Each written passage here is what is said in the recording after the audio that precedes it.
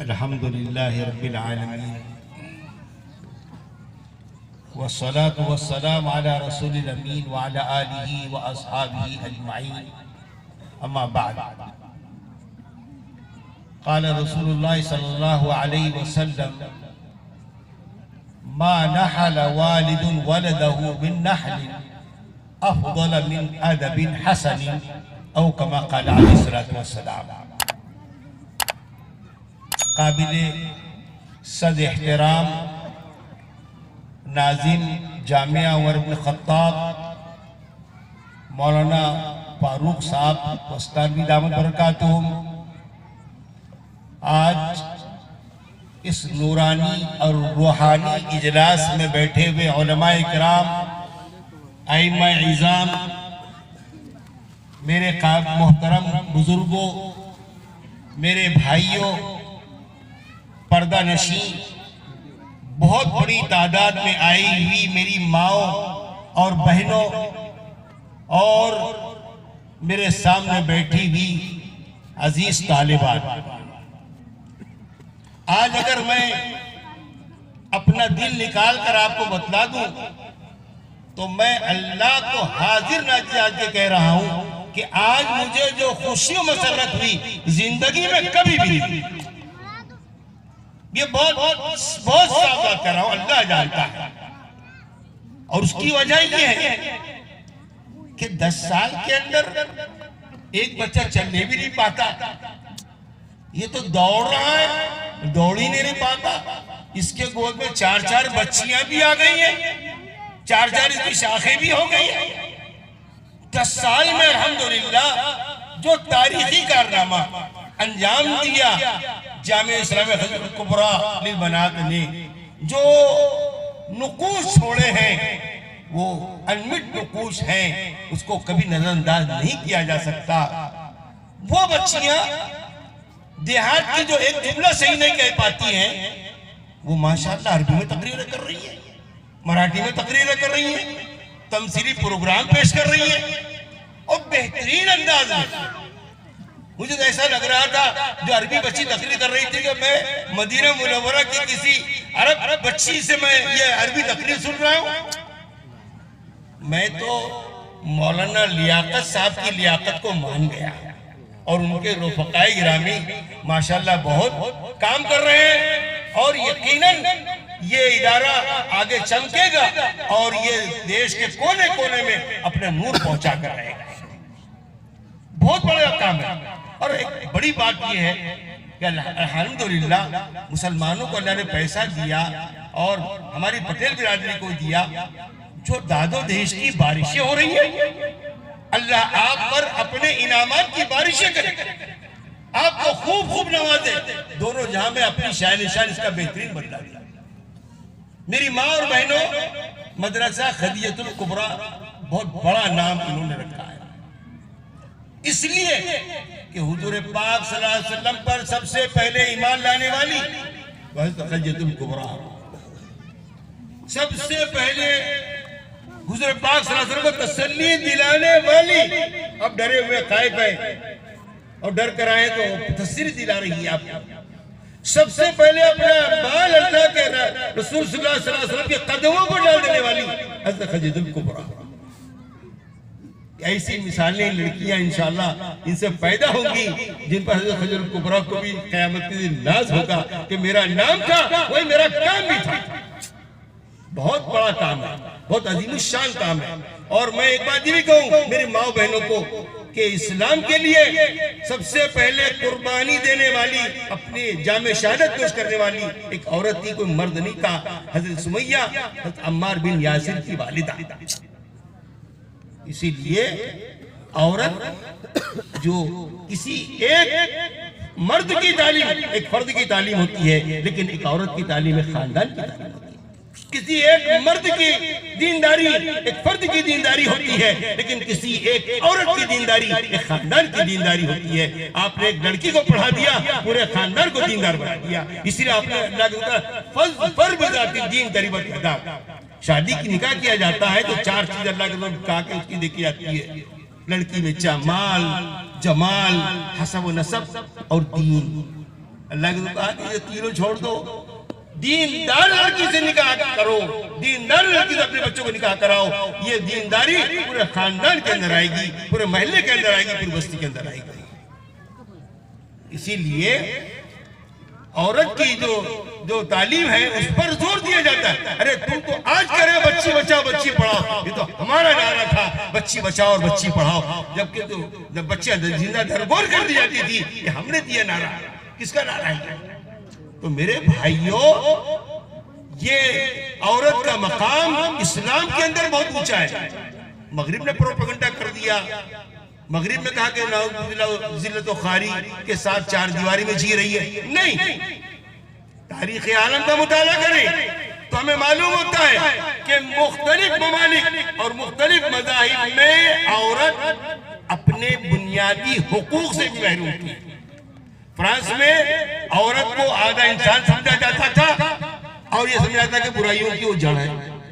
चीन के अंदर ये समझा जाता था कि औरत में शैतानी रूह है और वो गुनाहों की तरफ दावत देती है। जापान के अंदर उसको ये समझा जाता था कि ये नजिस है, नापाक है, इबादत गाहों के करीब भी ना आए।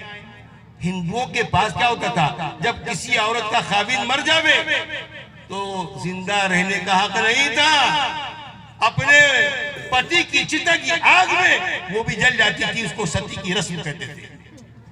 और इस्लाम से पहले क्या होता था, जाहिलियत में जो लड़कियां जिंदा दरगोर कर दी जाती थी, कुरान कहता है वइज़ा बुश्शिरा अहदुहुम बिल उन्सा ज़ल्ला वजहुहु मुस्वद्दन व हुवा कज़ीम। जब किसी को लड़की की पैदाइश की खबर दी जाती तो उसका चेहरा गुस्से से काला हो जाता। यतवारा मिनल कौमि मिन सुइ मा बुश्शिरा बिही अयुमसिकुहु अला हुनिन अम यदुसु फित तुराब अला साअ मा यहकुमून। कौम से छुपे छुपे फिरता, कितनी बुरी खबर दी गई। अब क्या सोचता, या इज्जत के साथ दफन कर दूं या बेइज्जती के साथ बाकी रखूं। कुरान कहता दोनों फैसले करता, इज्जत के साथ दफन करता, बेइज्जती के साथ बाकी रखता। ये कहा कुरान जब अल्लाह के रसूल रहमतुल्लाह अलैहि तशरीफ लाए, आपने ऐलान किया कि लोगों, अगर औरत बेटी है तुम्हारी इज्जत है, औरत तुम्हारी बहन है तो तुम्हारा नामूस है, औरत तुम्हारी बीवी है तो तुम्हारी शरीक हयात, तुम्हारी जिंदगी की साथी है, और अगर औरत माँ है तो उसके कदमों तले जन्नत है। आपने साफ ऐलान किया, मा अक्रमन निसा इल्ला करीमुन व मा अहानहुन्ना इल्ला लईमुन। औरत की इज्जत एक शरीफुन नफ्स इंसान ही कर सकता है, और औरत की बेइज्जती एक कमीना ही कर सकता है। मौलाना फारूक साहब मेरे बाजू बैठे हुए हैं, आप इनसे पूछ लीजिए कि लईम के माने कमीना मैं नहीं कह रहा हूँ, सरकार मदीना कह रहे हैं लईम औरत की बेइज्जती करने वाला कमीना है। आपने फरमाया औरत अगर माँ के सूरत में अगर आती है तो अल जन्नत तहत अक़दामिल उम्महात, कि जन्नत माँ के कदमों तले है। अगर वो बीवी की शक्ल में आती है, आपने ऐलान किया दुनिया कुल्लुहा मता व खैरु मताई दुनिया अल मरअतु सालिहा, दुनिया पूरा सामान है, उसमें बेहतरीन सामान नेक बीवी नहीं कहा, नेक औरत, उसके साथ नेक भी है। आपने कहा अगर लड़की की शक्ल में हो, औरत लड़की की शक्ल में आए, का मन कान उनसा फलम यइदहा वलम युहिनहा वलम यु'तिर वलदहु अलैहा अदखलहु अल्लाहुल जन्ना औ कमा क़ाल अलैहि वसल्लम। किसी के घर में लड़की पैदा हुई, उसने उसको जिंदा दरगोर भी नहीं किया, उसकी तौहीन भी नहीं की, और अपने लड़के पर, अपने लड़के को उस पर तरजीह नहीं दी, लड़की पर लड़के को तरजीह नहीं दी, तो कहा कि अल्लाह उसको जन्नत में दाखिल करेगा। मेरे भाइयों, यहाँ तक हुक्म अल्लाह के रसूल ने दिया कि घर में कोई खाने का सामान ला रहे हैं, तुम्हारे लड़के लड़कियां दोनों हो तो लड़कियों को पहले, किसको दो? लड़कियों को। कहा कि लड़कियों को मुअज़्ज़ज़ रखने वाले पर अल्लाह जहन्नम की आग को हराम कर देता है। आपने फरमाया ला तकरहुल बनात फइन्नहुन्ना अल-मुनिसातुल गालियात, लड़कियों से नफरत मत करो। अरे ये तो बड़ी हमदर्द खैर था और ये बड़ी कीमती होती है। औरतें समझ ले, आप पर माशी किफालत नहीं है। शादी से पहले बाप पर उसकी किफालत, शादी हो गई शौहर पर उसकी किफालत, शौहर का इंतकाल हो गया औलाद पर उसकी किफालत, और शौहर का इंतकाल हुआ औलाद नहीं है उसको तो फिर बाप पर, भाई पर और चचा पर।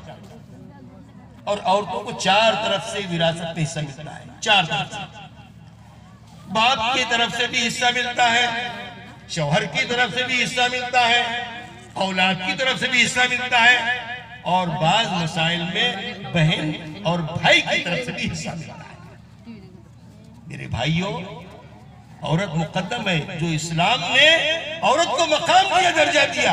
अरे अल्लाह ने कुरान में पहले औरतों का जिक्र किया, लिल्लाहि मुल्कुस समावाति वल अर्द, अल्लाह ही के लिए तमाम आसमान जमीनों की सल्तनत है। यखलुकु मा यशा, अल्लाह जो चाहता है पैदा करता है।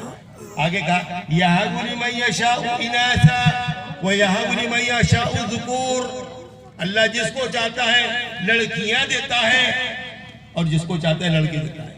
पहले लड़कों को मुकद्दम नहीं किया, अल्लाह ने भी औरतों को मुकद्दम किया। यहबु लिमन यशाउ इनासा, जिसको ज्यादा लड़के देता है वो यहबु लिमन यशाउ ज़ुकूर, जिसको ज्यादा लड़के देता है। और युज़व्विजु ज़ुक्रान व इनासा, जिसको चाहता है लड़के लड़कियां दोनों देता है।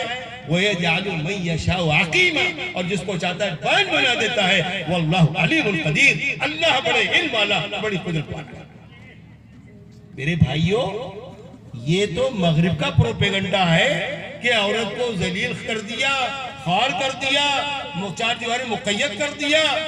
मगरिब जब ने अखलाकी अक़दार से आजादी की हवा चली तो उसने औरत को घर में रहने को मुसीबत समझा। उसकी वजह क्या थी? दो वजह थी। एक, दो कदम कदम पर उसकी हवसनाक तबीयत उससे लुत्फअंदोज होना चाहती थी, और दूसरी तरफ वो अपनी कानूनी बीवी की माशी की हालत को वो समझने लगा। क्या निकाला उसने इसका हल दोनों का? तहरीके आजादी निस्वा, क्या नाम दिया? औरतों की आजादी की तहरीक। औरतें सब जेल में है, जैसे मुक़य्यद है। और अब हुआ ये कि जब उसको ये कहा गया औरत को, अरे तुम क्या जलील हो, मुक़य्यद हो, आओ बाहर। देखो बड़े बड़े मनसब तुम्हारा इंतजार कर रहे हैं। असेंबली में मिनिस्ट्रियां हैं, पार्लियामेंट में मिनिस्ट्रियां हैं, तुम मिनिस्टर बन सकती हो, वजीर बन सकती हो। अब बेचारी इन दिल फरेब ख्यालों से मुतासिर होकर जब बाहर आ गई तो उसको क्लर्क बना दिया, प्राइवेट सेक्रेटरी बना दिया, सेल्स गर्ल और मॉडल गर्ल बना दिया। फिर वो औरत जिसके सर पर इज्जत व आबरू का ताज था, और वो औरत जिसके गले में इज्जत और पाकदामनी का हार था, वो मार्केट में तिजारती मंडियों में शोपीस बनकर रह गई। वो औरत घर के कामकाज करे, शौहर बच्चों की अगर खाना पकाए, अगर वो सफाई करे तो रजत पसंदी, और अगर हवाई जहाज में एयर होस्टेस बनकर मुसाफिरों की हवसनाक निगाहों की का निशाना बनकर सर्विस करे तो ये जिद्दत पसंदी। घर में कर सफाई करे, धोए कपड़े करे तो जिल्लत, और दफ्तरों के अंदर अफसरों की नाज़बरदारी करे, उनकी दिलजोई करे तो ये एजाज। इन्ना लिल्लाहि व इन्ना इलैहि राजिऊन, इन्ना लिल्लाहि व इन्ना इलैहि। अकबर इलाहाबादी ने कहा, खालिदा चमकी न थी इल्म से जब बेगाना थी, खालिदा चमकी न थी इल्म से जब बेगाना थी। अब है शब महफिल, पहले चिरागे खाना था। अब वो महफिल की शमा बनी हुई है, सारे परवाने मंडरा रहे हैं, वो भी खुश, परवाने भी खुश। यहाँ नहीं जलेंगे, यहाँ भी तो भी परवाने जलेंगे, वो भी जलेंगे, वहां भी जलेंगे, ये नहीं समझ रहे। मेरे भाइयों, बात कहने की बहुत सारी है, लेकिन आज जरूरी है कि हम खदीजतुल बनात, खदीजतुल कुबरा बनात के अंदर अपनी बच्चियों को अगर हम दाखिल करेंगे तो इंशाअल्लाह ये सारा एहतमाम करेगी। इनको पर्दे का हिजाब का इंतजाम करना और इसके एहतमाम करना बहुत जरूरी है। मैं कर्नाटक की उस मुस्कान लड़की और उस जैसी मेरी बेटियों और बहनों को सलाम करता हूँ जिन्होंने 50 भेड़ियों की परवाह न करते हुए नारे तकबीर अल्लाहू अकबर कहते हुए हिजाब के साथ दाखिल हुए कॉलेज के अंदर, अपनी जान को हथेली पे लेकर। मैं उन बच्चियों को, बेटियों को सलाम करता हूँ। अकबर इलाहाबादी कहा था ना, बेपर्दा कल जो नजर आई चंद बीवियां, अकबर जमीन गैरत कौमी से गड़ गया। पूछा जो मैंने आपका पर्दा वो क्या हुआ, कहने लगी कि अक्ल पे मर्दों के पड़ गया। वो तो अकबर मर्दों के पड़ गया कहा, मुर्दों के पड़ गया नहीं कहा, मुर्दों के पड़ गया। तो ऐसे मर्दों और मुर्दों में कोई फर्क नहीं। मेरे भाइयों, बात बहुत सख्त लग रही है, हंसी भी आती है, लेकिन मौका रोने का है मेरे भाई, मौका रोने का है, हंसने का नहीं। थोड़ी देर हंस ले, लेकिन मौका रोने का है। थोड़ी देर गौर करें अपनी बेटियों पर, हम क्या कर रहे हैं, कहाँ पढ़ा रहे हैं। तो ये सब चीजें हमारे लिए लम्हे फिक्रिया हैं। मैं बात को लंबी न करते हुए, मौलाना फारूक साहब बहुत तफसीली बात हो गई थी, मैं उस पॉइंट पर आता हूँ कि देखो ये दीनी मदारिस, ये हमारे आने वाली नस्लों की ईमान की बका की जमानत है। ये समझ लीजिए, जिस दिन ये दीनी मकातिब नहीं रहेंगे उस दिन ये फैसला हो जाएगा कि मुसलमान भी इस रोए जमीन पर नहीं रहेंगे। ये दीनी मकातिब, ये दीनी मदारिस, ये हमारे अगली नस्लों के ईमान की बका की जामीन है। हम अपना घर चलाते नहीं चलाते। कोरोना में गए हम लोग, तो बोले कोरोना का रोना इतना चल रहा था, नहीं मरना, हमारा बहुत परेशानी है। घर चला रहे हो तो हाँ, घर तो चला रहे, घर से ज्यादा इन मदारिस को चलाना जरूरी है। दुश्मन तो बैठा हुआ ताक में, वो तो मौका कर देख रहा है। लेकिन जो यहाँ पर आपने आज बारिशें कर दी और उन बच्चों की हौसला अफजाई की, इन मदारिस वालों की हौसला अफजाई की, मैं यही कहूंगा ऐसे ही आप इस हॉस्टल के काम को मुकम्मल कर दीजिए। देखिए अल्लाह के रसूल की एक हदीस बताता हूँ। अल्लाह के रसूल ने एक वक्त कहा कि बकरी ज़िबा करो और सब तकसीम कर दो आपस में, मोहल्ले में। वापस लौट के पूछा हज़रत आयशा से, पूछा आयशा बकरी में से कुछ बचा। अब सुनो क्या हज़रत आयशा क्या कहती हैं और अल्लाह के रसूल ने कैसे तस्दीक की। आयशा कुछ उसमें से बचा तो कहा आयशा ने, अल्लाह के रसूल कुछ नहीं बचा सिवाय एक दस्त के। क्या कहा, कुछ नहीं बचा सिवाय एक दस्त के। आप सल्लल्लाहु अलैहि वसल्लम ने फरमाया आयशा सब बच गया सिवाय इस दस्त के, जो उनके नाम पर लग गया वो सब बच गया। आज हम जो दे रहे हैं ना, वह सोचेंगे कि यार इससे बहुत ज्यादा देते, ये तो हमारे बच्चे बात में नहीं कर रहे, हम इस करके आ जाते।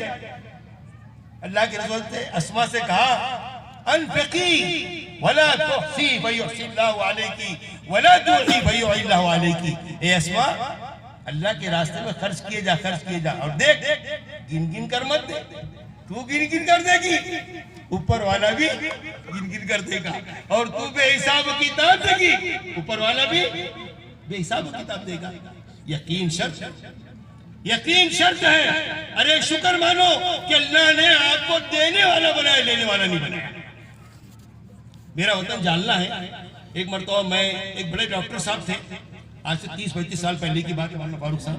तो मैं उनके साथ बैठा होता, उनका एक भाई था पागल दीवाना, पैदाइशी पागल था, बड़ा भाई था। तो उस जमाने में चारानी की चाय आती थी, तो ऐसा आता था और चारानी लेता था। वो बहुत बड़े डॉक्टर थे। तो मैं बैठा बात कर रहा हूँ, तो आ गया कि भाई चारानी करके, तो उसको बहुत बुरी तरह झेल दिया, चल ऐसे बार बार आता है, पैसा मांगता है शायद सब कैसे। और मेरे से कहने लगे मौलाना ये इसी तरह सताते आता है। मैंने कहा डॉक्टर साहब मैं एक ही बात आपसे पूछना चाहता हूँ, आप उसका मुझे जवाब दे दीजिए, मुझे मुतमईन कर दीजिए। बोले क्या? मैं बोला डॉक्टर आप बने, अल्लाह ने आपको अच्छा बनाया, आप बड़े डॉक्टर बने, और वो दीवाना पागल है तो अल्लाह ने उसको बनाया। कभी ये भी सोचा आपने कि वो अगर मेरी जगह होता, डॉक्टर बना हुआ, और मैं उसकी जगह पागल होता और वो मेरे को डांटता, तो मेरे दिल पर क्या गुजरती? कभी आपने ये सोचा?